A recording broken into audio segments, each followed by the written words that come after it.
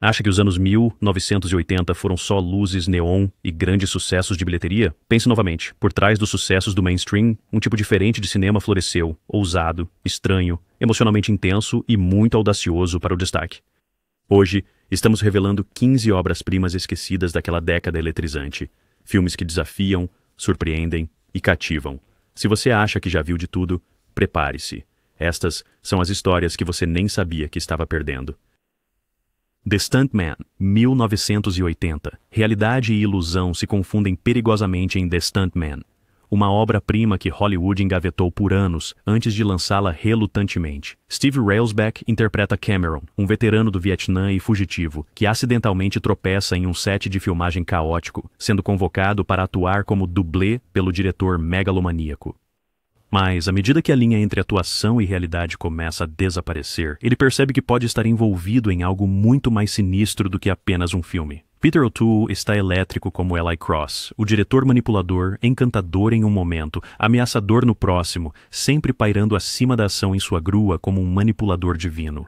Seu desempenho indicado ao Oscar ancorou este balé caótico de paranoia e criatividade.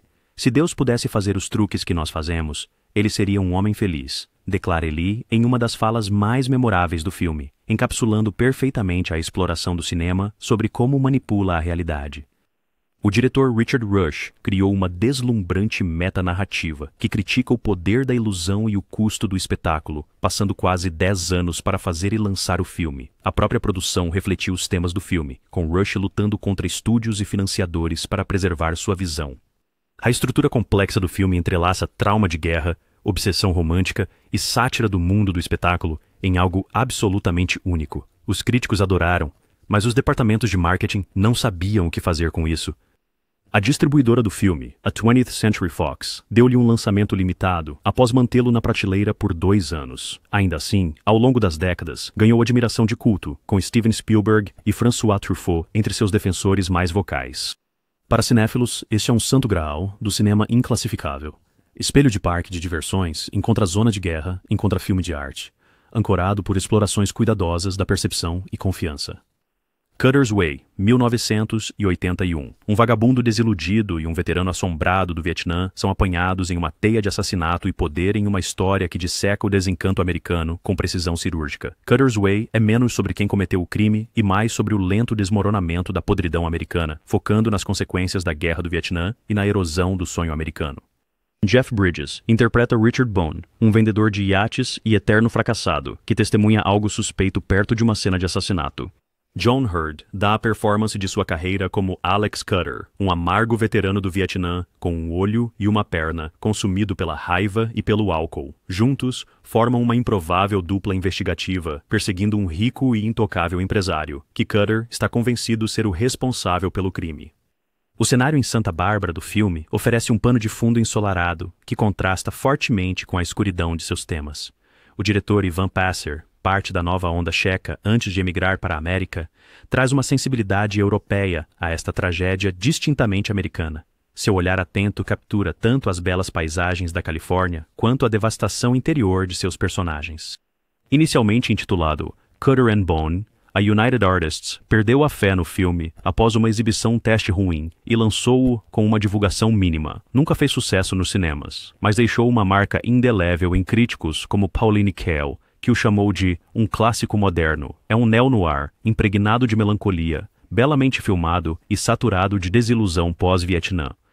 O estúdio geriu mal o seu lançamento e o público não estava preparado para algo tão irregular e intransigente.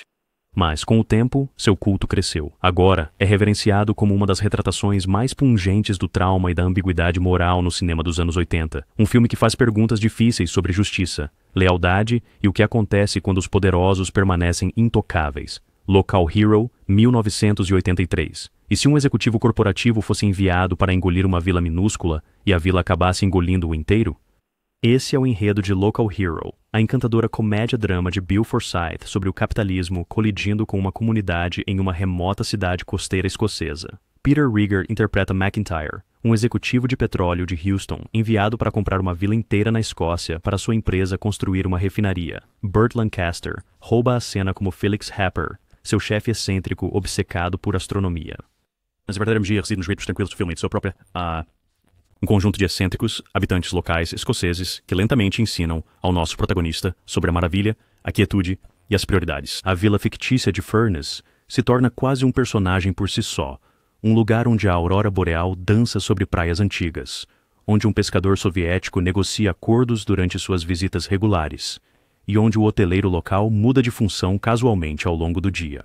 Os temas ambientais do filme foram prescientes para 1983, abordando a responsabilidade corporativa décadas antes de se tornar uma preocupação comum. O diretor Bill Forsyth infunde o filme com um realismo mágico suave. Um personagem eremita recorrente vive na praia em desafio aos planos da companhia de petróleo. As negociações da cidade são tanto astutas quanto humanista.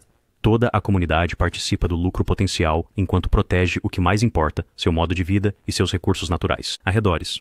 Com uma trilha sonora magnífica de Mark Knopfler e um tom que flerta com o místico, Local Hero é um dos filmes mais suavemente subversivos de sua época. Sua cena final, uma aproximação lenta em uma cabine telefônica, enquanto Going Home de Knopfler toca, é um dos finais mais perfeitamente agridoce do cinema. Não clamava por atenção, então não recebeu muito. Mas para aqueles que o descobriram, permanece por mais tempo do que a maioria. Uma obra-prima silenciosa sobre o que valorizamos e o que deixamos para trás. Corpos Ardentes, 1981. Pegue o clássico no ar, jogue-o em uma onda de calor e aumente o apelo sexual ao máximo. Isso é Corpos Ardentes. A estreia na direção de Lawrence Kasdan é estrelada por William Hurt como Ned Racine, um advogado desajeitado da Flórida, seduzido por Kathleen Turner em seu papel revelação como Matthew Walker. O que começa como um caso ardente durante uma onda de calor opressiva na Flórida se transforma em manipulação, incêndio e assassinato à medida que Ned se aprofunda no feitiço de Maddie. A química entre Hurt e Turner é explosiva, ardendo com uma intensidade que estabeleceu um novo padrão para o erotismo na tela nos anos 1980. O primeiro encontro deles, Turner dizendo: "Hurt, você não é muito esperto, é? Eu gosto disso em um homem." Estabelece perfeitamente a dinâmica de poder que impulsionará a história. O roteiro do filme é afiado, cheio de duplos sentidos e insinuações que remetem ao clássico noir, enquanto ultrapassam limites que não poderiam ter sido cruzados na época áurea do gênero. Kasdan, recém-saído de escrever Caçadores da Arca Perdida e o Império Contra-Ataca, elaborou uma homenagem meticulosamente traçada às tradições noir, atualizando-as para o público contemporâneo. Pegando dicas de Double Indemnity e The Postman Always Rings Twice, moderniza o noir sem perder a alma fatalista do gênero. O elenco de apoio inclui Ted Danson como um promotor dançarino de sapateado e Mickey Rourke em um papel pequeno, mas crucial, que mostra seu talento promissor. O estilo visual do filme é tão cuidadosamente construído quanto seu enredo. O diretor de fotografia, Richard A. Klein, banha cada cena em luz âmbar e suor reluzente, fazendo do calor uma presença palpável que impulsiona os piores impulsos dos personagens. A trilha sonora sensual de saxofone de John Barry completa a intoxicante atmosfera.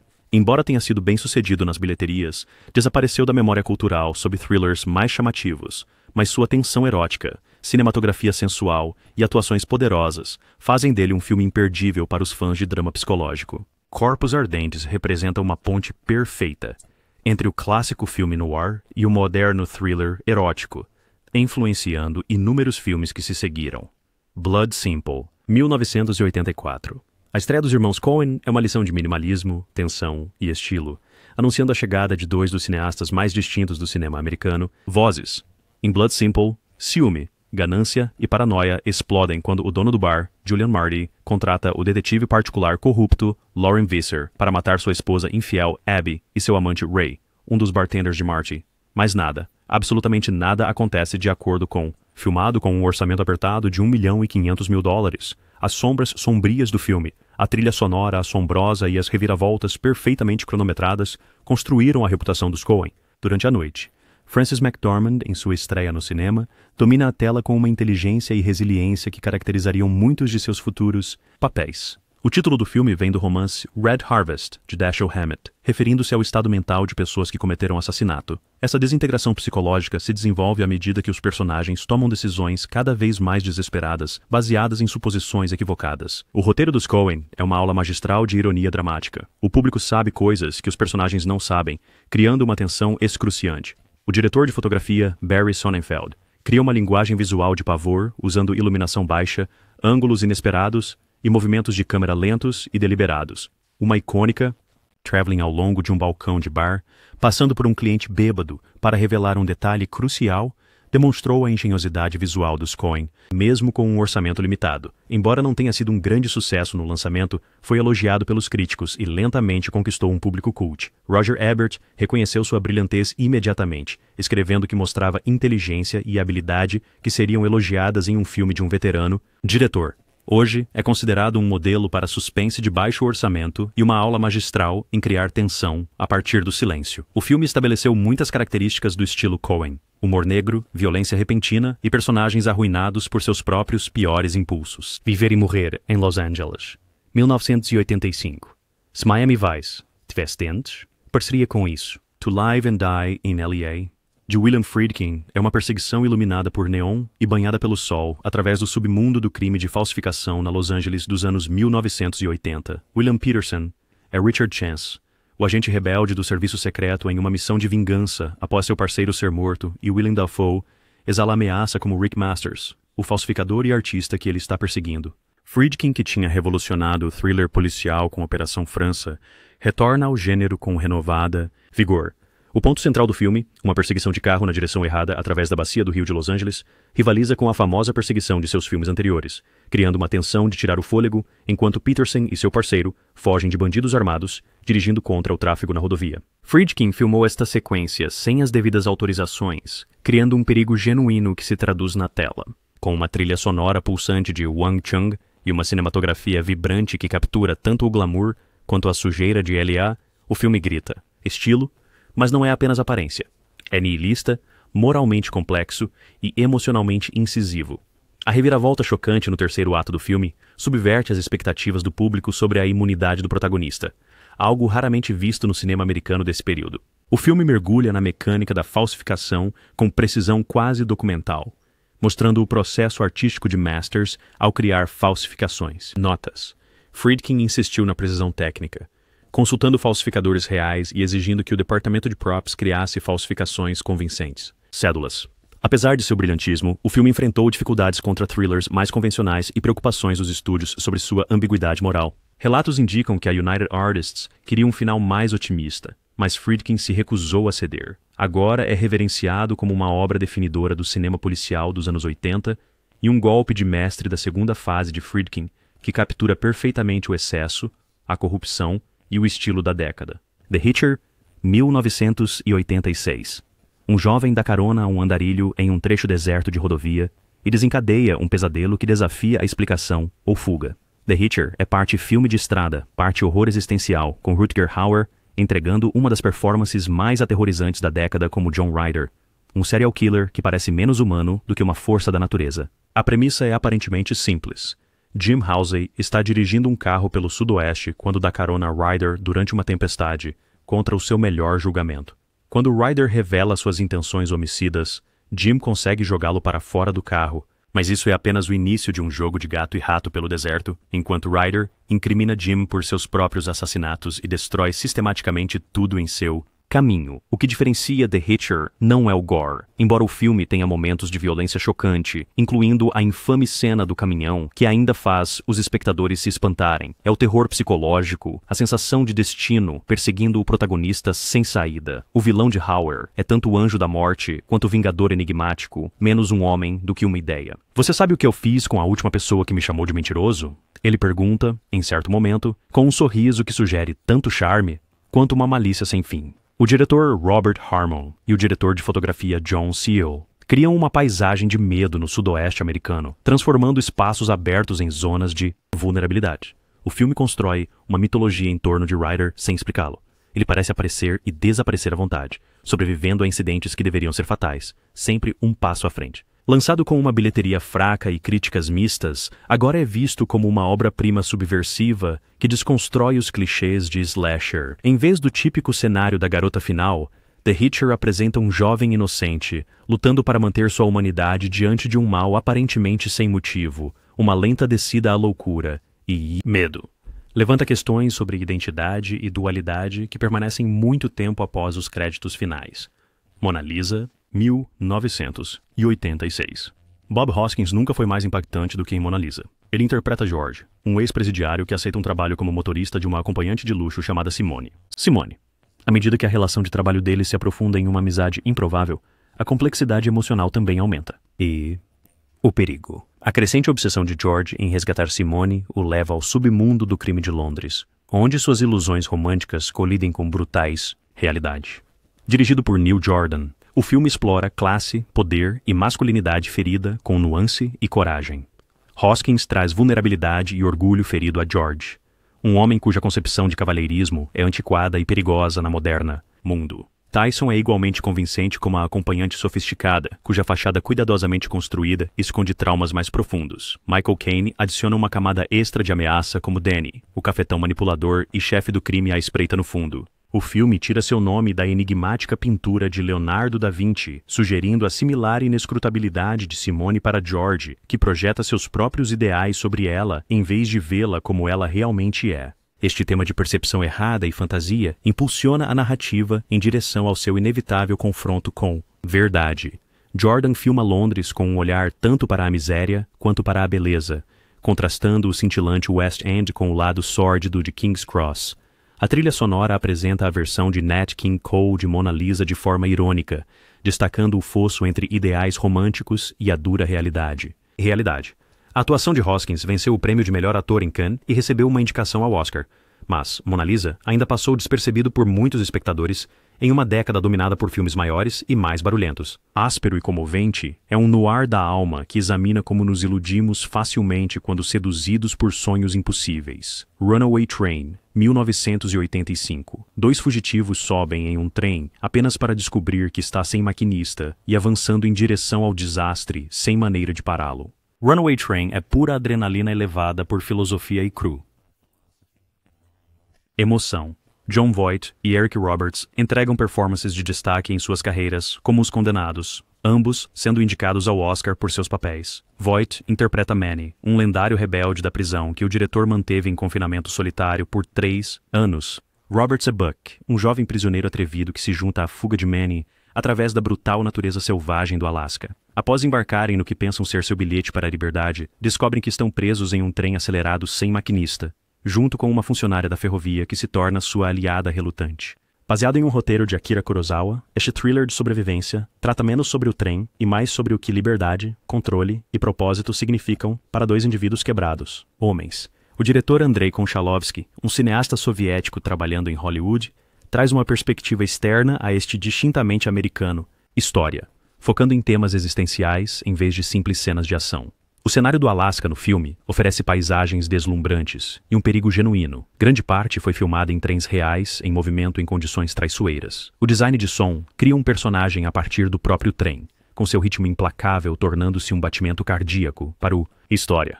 As imagens finais, particularmente os últimos momentos de Manny, alcançam uma espécie de poesia visual transcendente raramente vista em ação. Filmes, aclamado pela crítica, mas com desempenho comercial morno, agora é considerado uma joia escondida do gênero de ação. Somente a atuação de Voight já vale a experiência. Ele se transforma completamente em Manny, um homem que ficou enjaulado por tanto tempo que a própria liberdade se torna uma espécie de armadilha. O filme faz perguntas profundas sobre destino e escolha, enquanto proporciona emoções emocionantes, uma combinação rara em qualquer época. Birdie, 1984. Dois amigos, guerra. Um homem se retirando para a fantasia. Birdie, dirigido por Alan Parker, explora o trauma e a recuperação, através de visuais oníricos e autenticidade emocional. Baseado no romance de William Wharton, conta a história de dois amigos de Filadélfia, cujas vidas são devastadas por suas experiências no Vietnã. Nicolas Cage interpreta Al, que retorna fisicamente marcado, mas mentalmente intacto. Matthew Modine é Birdie, que se refugia completamente em uma obsessão por pássaros e voo, recusando-se a falar ou reconhecer a realidade humana. O filme alterna entre a adolescência deles, onde a fascinação de Birdie por pássaros e voar já o marca como diferente, e o presente, onde Al tenta alcançar seu amigo traumatizado em um hospital psiquiátrico militar. Ambos os atores apresentam performances profundamente vulneráveis, com Cage mostrando uma ternura surpreendente anos antes de se tornar conhecido por sua atuação mais excessiva. Escolhas.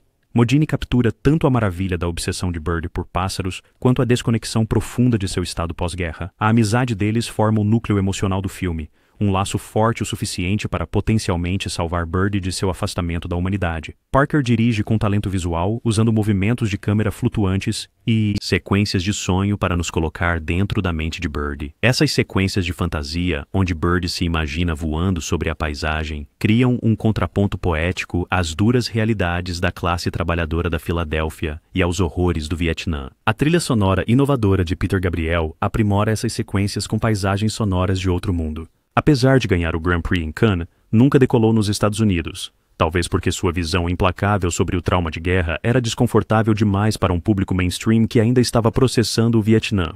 Mas o tempo só aprofundou sua ressonância emocional. Um filme imperdível para aqueles que buscam sinceridade e estão dispostos a seguir um filme por territórios emocionais difíceis. Depois de Horas, 1985. O que acontece quando um cara comum faz uma curva errada para a vida noturna surreal de Manhattan? Depois de Horas, de Martin Scorsese, é um sonho febril de comédia negra. Partes iguais, hilárias e horripilantes, cronicando a odisseia e jornada de um homem através do labirinto do distrito Soho de Nova York após o anoitecer. Griffin Dunne interpreta Paul Hackett, um processador de texto conservador cuja saída noturna com uma mulher misteriosa se transforma em um efeito dominó de encontros estranhos, de artistas punk a lunáticos perigosos, até uma multidão enfurecida que o confunde com um ladrão.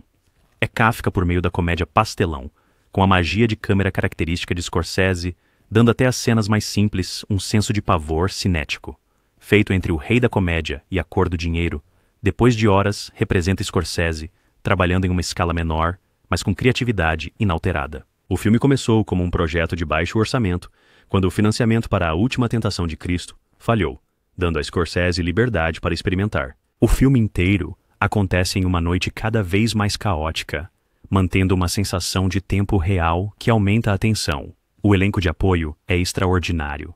Terry Garr, Catherine O'Hara, John Hurd e Linda Fiorentino criam personagens memoráveis que cada um contribui para a crescente paranoia de Paul. O filme captura um momento específico da história de Nova York, quando o Soho estava se transformando de uma área industrial para um enclave artístico, criando uma zona de fronteira onde tudo parece possível. O diretor de fotografia Michael Ballhaus ajuda a criar a qualidade onírica do filme, usando ângulos incomuns e movimentos de câmera que desorientam o espectador, assim como Paul fica cada vez mais perdido. A trilha sonora de Howard Shore incorpora temas clássicos que sugerem tanto comédia quanto uma iminente condenação. Apesar de ser uma das obras mais enxutas e originais de Scorsese, muitas vezes é deixada de fora de suas montagens de destaque em favor de seus filmes de gangster e peças de época. Mas para os fãs de comédia sombria e absurdo urbano, Depois de Horas é ouro puro, um lembrete de que, às vezes, as aventuras mais aterrorizantes acontecem em dias comuns, noites da semana. The Dresser, 1983. Ambientado nos bastidores de um teatro provincial inglês durante a Segunda Guerra Mundial, The Dresser é um drama comovente sobre um ator shakespeariano decadente referido apenas como Sir e seu assistente ferozmente dedicado, Norman. Enquanto as sirenes de ataque aéreo soam do lado de fora, Norman luta para preparar o cada vez mais senil Sir para sua 227ª apresentação como Rei Lear. A tensão entre o legado artístico e a fragilidade humana forma o núcleo emocional do filme, dirigido por Peter Yates e adaptado de Ronald Harwood's peça, é uma aula de atuação e ritmo. Tanto Finney quanto Courtenay foram indicados ao Oscar por seus papéis, criando uma relação complexa que abrange devoção, ressentimento, manipulação e amor genuíno. O filme explora o sacrifício exigido pela arte, tanto do artista quanto daqueles ao seu redor. Sir é tirânico, infantil e, ocasionalmente, brilhante.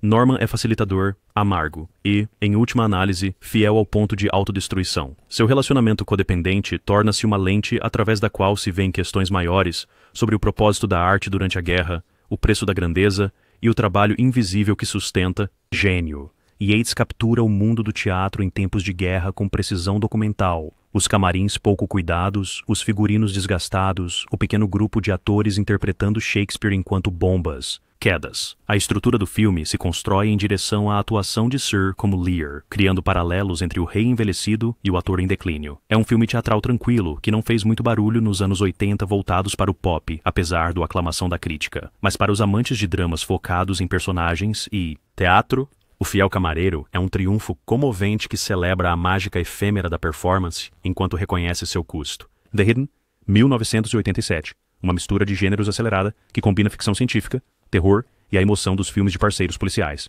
The Hidden é um dos filmes B mais inventivos da década, e um exemplo perfeito de como o gênero F filmes poderiam transcender suas limitações nas mãos de cineastas inteligentes.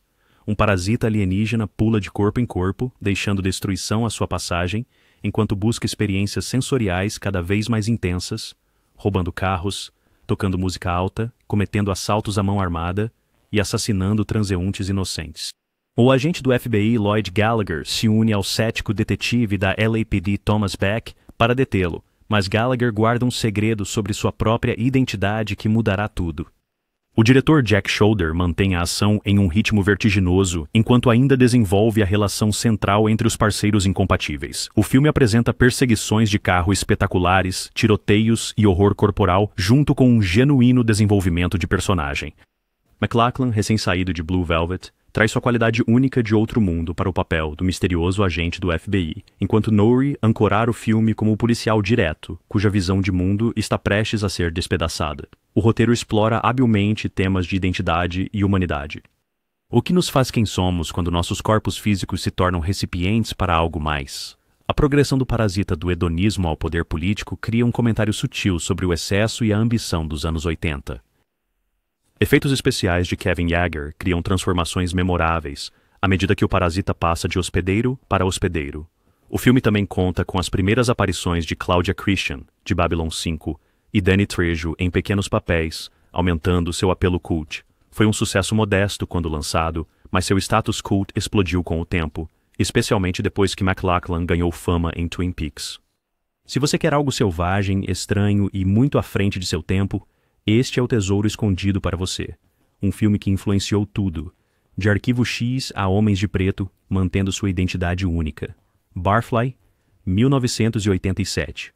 Baseado nos escritos do poeta Charles Bukowski, Barfly é um retrato cru e poético da autodestruição artística nos bares de Los Angeles. Mickey Rourke interpreta Henry Chinaski, o alter ego de Bukowski, um alcoólatra falido, cuja escrita brilhante está enterrada sob uma névoa de brigas de bar e autoaversão. Faye Dunaway, coestrela como Wanda, uma alcoólatra que começa um relacionamento tumultuado com Henry, reconhecendo algo especial nele, apesar de seu abraço deliberado dos degraus mais baixos da sociedade. O romance deles é volátil, terno e, por fim, condenado por seu vício mútuo, mas contém momentos de beleza e verdade inesperadas. Dirigido por Barbet Schroeder, o filme não glorifica o vício, mas captura seu ritmo trágico com honestidade e humor negro. Schroeder lutou muito para fazer o filme, trabalhando diretamente com Bukowski para desenvolver o roteiro, e até ameaçando cortar seu próprio dedo quando um estúdio ameaçou retirar o financiamento, uma história que Bukowski imortalizou em seu romance Hollywood. A atuação de Rourke é transformadora. Ele alterou sua aparência e estudou Bukowski extensivamente para capturar a postura encurvada do escritor, a fala arrastada e uma dignidade surpreendente. Dunaway o acompanha cena a cena, trazendo vulnerabilidade e inteligência a uma personagem que poderia ter sido um estereótipo em mãos menos habilidosas. A autenticidade do filme se estende aos seus locais, filmados em bares decadentes de Los Angeles, com seus frequentadores regulares às vezes aparecendo como figurantes. O Golden Horn Bar torna-se um personagem em si, um santuário sujo onde os excluídos e esquecidos encontram comunidade entre as bancadas manchadas e as bebidas baratas. Os críticos ficaram divididos. Alguns o chamaram de indulgente, outros o chamaram de obra-prima. Ao longo do tempo, Barfly conquistou o último título, particularmente para aqueles atraídos pela verdade nua e crua na tela. É um contraponto vital às visões mais glamorosas de sucesso da década, lembrando os espectadores de que a poesia pode ser encontrada nos lugares mais improváveis e que escolher viver fora das expectativas da sociedade, mesmo de forma destrutiva, pode ser uma forma de liberdade. O Festim de Babette, 1987. Da Dinamarca, vem uma das experiências cinematográficas mais espirituais e sensoriais já feitas. Um filme sobre arte, sacrifício e o poder transcendente de uma refeição perfeita. A Festa de Babette conta a história de Babette Hersan, uma refugiada francesa que chega a uma pequena e austera comunidade religiosa na desolada costa da Jutlândia, no século XIX. Após servir como cozinheira e governanta de 2 irmãs idosas por 14 anos, ela ganha na loteria francesa e decide gastar toda a sua fortuna preparando um único jantar francês luxuoso para os habitantes ascéticos da aldeia. Dirigido por Gabriel Axel e baseado em uma história de Isaac Dinesen, o filme é ao mesmo tempo simples e profundo em sua construção. Os 2 primeiros terços estabelecem a comunidade das irmãs fundada por seu pai, um rigoroso ministro protestante, e mostram através de flashbacks. Mostra como ambas as mulheres sacrificaram o amor e a realização artística por devoção religiosa. Babette chega como uma figura misteriosa, fugindo de uma agitação política em Paris. Seu passado apenas insinuado. O terço final do filme é dedicado à preparação e consumo do banquete de Babette, uma sequência que se tornou uma das mais famosas representações de comida no cinema. Enquanto ela prepara delícias francesas autênticas como sopa de tartaruga, caviar, codornas em massa folhada e baba ao rum, os aldeões desconfiados prometem não desfrutar o sábado das bruxas que eles esperar. Mas enquanto comem e bebem, a refeição suntuosa dissolve décadas de tensão interpessoal, despertando a alegria sensual em pessoas que se negaram prazer durante toda a vida. O filme funciona tanto como uma parábola cristã, quanto como uma meditação sobre o papel do artista na sociedade. Babette, revelada como uma famosa chefe em Paris, cria uma obra-prima efêmera que seu público não consegue compreender totalmente, mas que ainda assim os transforma. Seu sacrifício, gastando tudo o que tem em uma única experiência transcendente para os outros, espelha o sacrifício de Cristo, ao mesmo tempo que representa a arte mais pura. Impulso ganhou o Oscar de melhor filme estrangeiro, mas desapareceu na sombra de importações mais chamativas. Hoje é considerado um filme que alimenta a alma, quieto, generoso e inesquecível na sua afirmação de que o prazer terreno e a graça espiritual não precisam ser inimigos. E aí está, 15 clássicos esquecidos dos anos 80 que merecem uma segunda e talvez até uma primeira olhada. Então, qual deles você vai adicionar à sua lista de filmes para assistir primeiro? Ou esquecemos um favorito que merece destaque? Conte para nós nos comentários abaixo. E se você está com sede de mais tesouros cinematográficos, clique no botão de curtir, inscreva-se no Golden Age Classics e ative o sino para não perder um único quadro de brilho oculto. Até a próxima, continue assistindo ao Ouro entre os Rolos.